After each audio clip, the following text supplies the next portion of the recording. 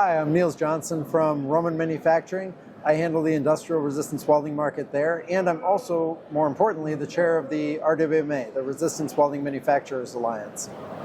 Hello, I'm Trevor Hoffman. I'm with Roman Manufacturing as well. I'm the IT manager over there, working on a lot of cool AI projects. And that's what we're going to discuss today, is AI and resistance welding. So, Trevor, we've gotten to talking a lot at Roman about AI, and that's certainly a buzzword in terms of the whole industry at large. Absolutely. And not just the industry, but all industry everywhere. So, thinking about that and the RWMA and the individual, niche within welding that is resistance welding, what are some of the things that your explorations into AI have uncovered in terms of what we might be able to expect, what we might see? Absolutely. So you alluded to it, right? AI is everywhere that we look nowadays. It's being blasted at us, and for good reason, because there's a lot of great use cases that it can be applied to. When I think about the resistance welding space, I think one of the unique challenges that it presents is that you've got a lot of different form factors and maybe variation in parts that you're going to be welding in the resistance welding space, and that can present a little bit of a unique issue with AI, or maybe a challenge to be solved is a better way to frame it, where if you're making a million of the same screw over and over again, it can be relatively easy to lay a layer of AI over top of that. Maybe it's optical sorting or optical inspections, and look for the same type of screw or type of defect every single time. In the resistance welding space, with new parts coming through and different orientations of your parts, it can be a little bit more difficult, right? So I think one of the key factors of applying AI to a space like this is to reframe your mindset, right? Don't look at it and say, I can't, just because I'm not making a million of the same screw over and over again. Look for ways that you can creatively apply AI, right? One of the solutions that I think about in the resistance welding space could be not looking at an entire part overall, right, based on the orientation, because you might have to code a million different variations of that part to have an optical sensor recognize it. Maybe look for one single spot, right, on those things, because you might have a hole, or you might have a weld that is in the same area every single time, and it's going to be the same shape. If you were to just zoom in on that specific component, you can look at that part a million times despite the overall form factor of it, right? So it's going to take being creative in an industry like this to apply AI to its full potential. But once you do, I think you're going to unlock so much power, right, to analyze so many pieces of data so quickly. So it's very exciting where it's going. What is a company like ours and like many in resistance welding, the resistance welding space, like we have a lot of experience, we have a lot of history, we have very deep archives. What does that look like as we're trying to transition to the next generation, as we're trying to transition to a world of AI, as we're trying to build the next generation of transformer, resistance welding machine, spot weld gun, or part? Right. Well, that's the exciting part of it, right? Is that even though we're taking this big leap into the future, we don't necessarily forget the past. We can actually use it to our advantage, right? So a company like ours has years and years and years worth of data that we've generated, to become experts in the space that we are in. And all of that data can be applied to AI, and you can start to make new insights with it that, it might have taken, a human being years to realize if they could even go down that path in the beginning, right? All of this data can be fed into models, and it can start to make connections between those 2 points of data, seeing the repetition. And again, like I said, you might have a human being analyzing this data, but they might never see the connection between those 2 points. So all of that data is really, really valuable in this space. And I would encourage any company to make sure that they're properly storing their data, cleaning it up ahead of time, right? Because garbage in, garbage out, like we've always heard. So you need to make sure that all of that stuff is in a good space where the AI can start to understand it, start to process it correctly. But once you do that, again, you're going to unlock a whole new world of opportunities there to start making connections. And it's always been a struggle with any type of quality system, scheduling system, to look ahead, right? It's easier to be reactive than it is to be proactive, to see the things coming. That's one of the areas that AI shines. Having 40 years worth of data to be fed into it can start to give you that look forward of what are the next 40 years going to look like, and can I start to make predictions of cyclical natures or where we're going with some of this stuff. So all of that data, can make you a powerhouse in that space. And again, it's not about forgetting the past, but utilizing it going forward. What do you see as, if there's a spectrum of, from, today's the first I've ever heard of AI, I live in a cave, to, I've got it fully implemented. What does that look like in 2025, 2026? Yeah. So there's everybody's on their own journey when it comes to AI. I think that the majority of players are just taking that sort of first step into the space.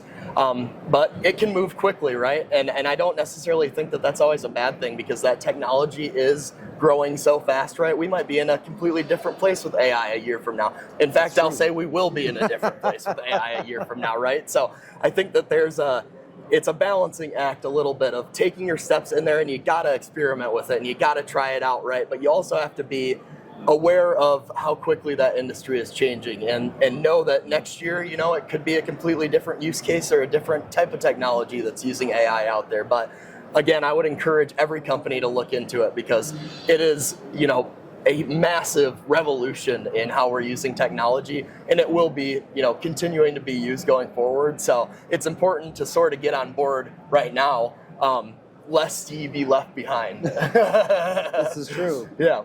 Do you see it, for just to self-reflect for a minute, in terms of, we've got tons of seasoned people, and especially application engineers or engineering engineers. Do you see it replacing those applications folks? Do you see it augmenting them? Where do you see that going? Yeah, so, I don't really like to use the word replace. I don't like to frame it that way. The way that I've always thought about AI, and I think this is a great analogy for anyone to use, is it's like a superpowered intern, right? So that application engineer that you're talking about, they might spend, several hours a week just looking for data or trying to make connections between data themselves. Really, they could probably be using that time in a better way, right? Going out on sales calls, or maybe tackling the tougher issues than just putting together a spreadsheet or analyzing data. This AI, when I say it's a superpowered intern, it's somebody that you can hand a data set to and ask it a question, right? And have it bring back those answers to you. Those 6, 7, 20 hours that you might spend per week trying to get those answers, that AI can give it to you, and then you can use that, to go and inform yourself and tackle the challenge, right, at a higher level than just digging into the data. So I don't think that it is a replacement. At least that's not how I look at it. Certainly not right now. You have to check and verify answers from it. It's got, the potential to hallucinate. And there's just things that humans are going to think about that an AI is not going to at this stage. But for some of those number crunching and some of those daily tasks, it can be a great way to get some of that off your plate and open yourself up to more time to tackle some of the bigger challenges. So in terms of the interrogating of these systems, are there any tips and tricks that you figured out in terms of, or learned about in terms of how to get the best answers? Yeah, so prompting is one of the biggest parts of interacting with AI. I would heavily encourage anybody to go out and investigate prompting and do some research on it, because if you come in and you ask a question like a Google search, you're going to get a very different answer than if you were to write a paragraph long prompt, framing it, treat me like an expert in this field, and I want to be at the highest level, and please cite your sources, when you're giving me this answer. You're going to get two drastically different answers. So, understanding how to ask the right question can sometimes be the first challenge when it comes to AI. And of course, AI, we're using AI as a very generalized term right now. Sure. When I'm talking about prompting, I'm really talking about Gen AI. And typically a chat bot that you'd be interacting with.